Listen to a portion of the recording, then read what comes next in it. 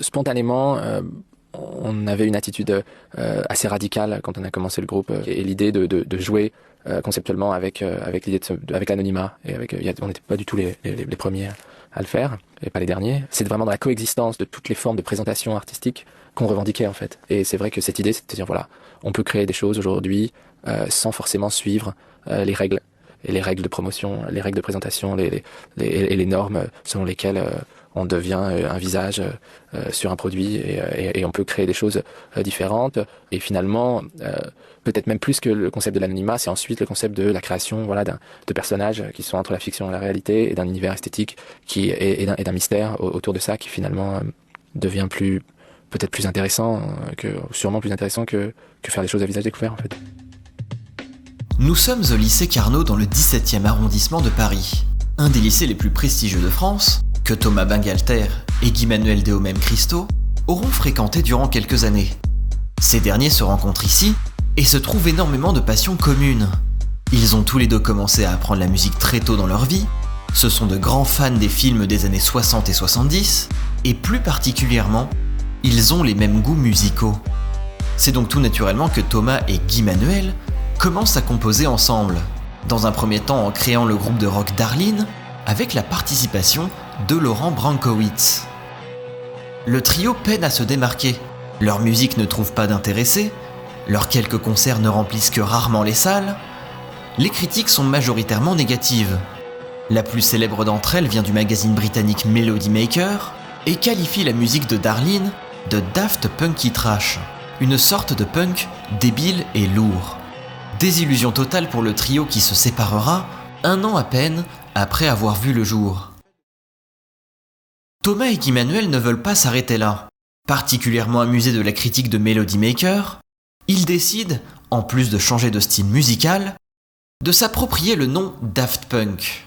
Quant à Laurent, le 3e membre de Darlene, il rejoindra le groupe Phoenix, de nom de la musique que l'on connaît encore plus de 25 ans après l'histoire catastrophique de Darlene. Le monde entier connaît les Daft Punk. Leur histoire est cependant moins populaire. Si le monde entier est en deuil suite à la séparation du duo le 22 février 2021, ce n'est pas pour rien. Et vous allez comprendre pourquoi dans les minutes qui suivent. C'est en 1993 que Thomas et Guy-Manuel se font remarquer par le duo de DJ Slam, qui sont également les cofondateurs du label Soma Quality Recordings. Impressionnés par leur première maquette, et très étonnés que cette création provienne d'un duo aux apparences si discrètes, le label décidera de distribuer leur musique. Les Daft Punk acceptent à une seule condition, que rien ne soit modifié dans leur création. Les Daft Punk aiment la discrétion, ce qui peut sembler contradictoire quand on fait de la musique car, pour des raisons évidentes, on préfère se faire remarquer. À une époque, le duo jouait à tête révélée, mais cela n'a pas duré très longtemps.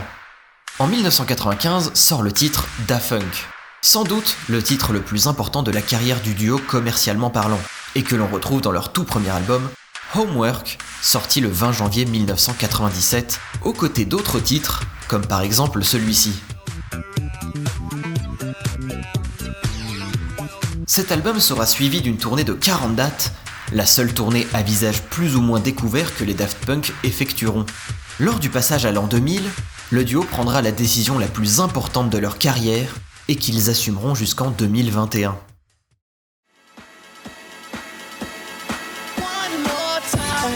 Les Daft Punk sont devenus des robots. Cette phrase pourtant surréaliste prend tout son sens en 2001 avec la sortie de leur deuxième album, Discovery. Contenant de grands classiques comme One More Time ou Harder, Better, Faster, Stronger, il s'agit probablement de l'album le plus reconnu des Daft Punk. Depuis, le duo ne se montre en public que sous cette apparence robotique. Il faudra attendre l'album suivant, Human After All, sorti en 2005, pour avoir un peu plus de réponses. Les avis des critiques sont très mitigés durant les premières semaines. Composé en 2 semaines, Human After All se révèle beaucoup moins ambitieux que son prédécesseur. En plus d'un faible temps de composition, le duo décide de ne faire aucune promotion de cet album. On se pose alors des questions sur les ambitions des Daft Punk. Le début des réponses se trouve dans le long métrage de 74 minutes, Electroma, écrit et réalisé entièrement par le duo. Le public ne semble cependant pas percevoir le message du film et se pose encore plus de questions. Un film entièrement muet, avec de longs plans fixes, des passages d'une durée interminable, un rythme plus que lent, et dont tous les personnages sont des robots. Étant donné que les interviews se font rares chez les Daft Punk, et que le duo ne communique pratiquement jamais publiquement, les mystères autour de cet album et de ce long métrage resteront des mystères. Pourtant, quelques mois avant la première diffusion de Electroma au Festival de Cannes de 2006, le groupe reçoit un appel qui, sans le savoir encore, allait donner une toute autre dimension à l'univers Daft Punk. La première édition de Coachella a lieu en 1999. Dès les premières éditions, et ce plusieurs années après, il s'est imposé comme un des festivals les plus importants du milieu musical. De grands noms comme Amy Winehouse ou les White Stripes s'y sont produits.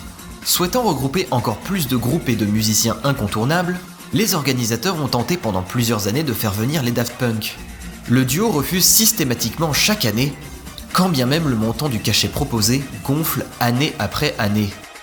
En 2006, alors qu'aucune tournée n'est programmée suite à la sortie de Human After All, le duo accepte enfin la proposition, à la seule condition qu'ils soient payés d'avance, pour pouvoir financer la prestation qu'ils étaient en train de concevoir, prestation qui se révélera bien plus onéreuse que le cachet touché pour cette prestation. Personne ne sait alors à quoi s'attendre. Seule l'équipe technique, très réduite, avait une idée de ce qui allait se produire. Et ce n'est seulement que le soir du 29 avril 2006 que les 40 000 personnes présentes dans la fosse, qui ne pouvaient pourtant accueillir que 10 000 personnes selon les organisateurs, que le rideau tombe enfin.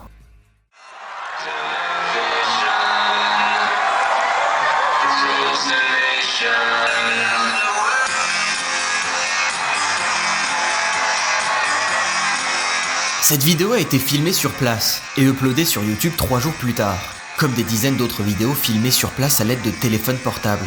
Pourtant, ce sont grâce à ces vidéos que le monde entier est au courant de ce qu'il s'est passé à Coachella ce soir-là.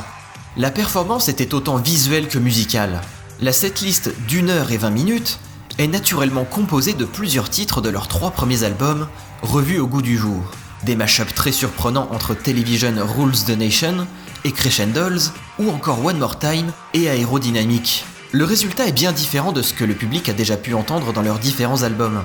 La puissance de la musique des Daft Punk n'en est que décuplée. Du côté visuel, on ne pouvait qu'être impressionné par cette pyramide à écran et par toutes ces structures de LED. Devenu bien plus commun de nos jours, les LED représentaient une vraie révolution pour un concert. La pyramide, quant à elle, n'était que peu visible avant le début du concert. Le manque de lumière faisait que l'on avait du mal à la deviner entièrement. Ce n'est que quand les Daft Punk arrivent sur scène que cette dernière se dessine totalement, bluffant les 40 000 personnes présentes ce soir, autant de manière visuelle que de manière auditive. Cette prestation a tellement marqué les esprits qu'une tournée de 18 mois sera alors organisée, leur deuxième seulement en 15 ans d'activité, et enregistrée lors de leur passage à Bercy le 14 juin 2007. Après un court passage à vide, les Daft Punk en ressortent plus grands que jamais, ayant changé à jamais la manière de concevoir un concert de musique.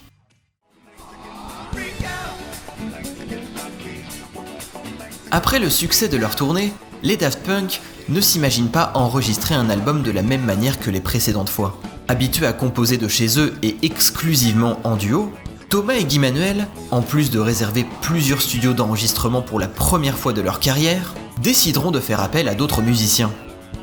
Des noms comme Julian Casablancas ou Giovanni Giorgio Moroder sont alors crédités sur l'album. Les noms de Nile Rodgers et de Pharrell Williams ressortent souvent en évoquant cet album, puisqu'ils ont participé à l'élaboration des 2 singles les plus reconnus de Random Access Memories, Lose Yourself to Dance et Get Lucky.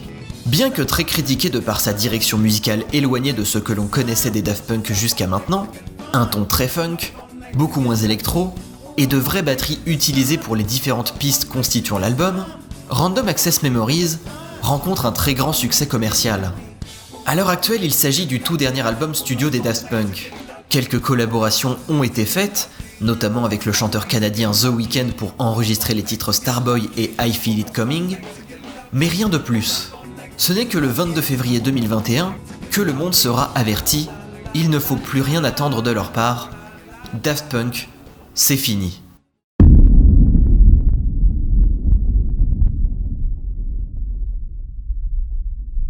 Le duo, qui avait pour habitude de ne communiquer qu'à l'occasion de très rares interviews durant ces dernières années, ne donnera évidemment aucune raison à cette fin que personne n'a vu venir, emportant avec eux la possibilité d'un 5e album, ainsi que d'une nouvelle tournée Alive. Thomas Bangalter et Guy-Manuel de Homem-Christo n'étaient pas motivés par la célébrité et encore moins par l'argent.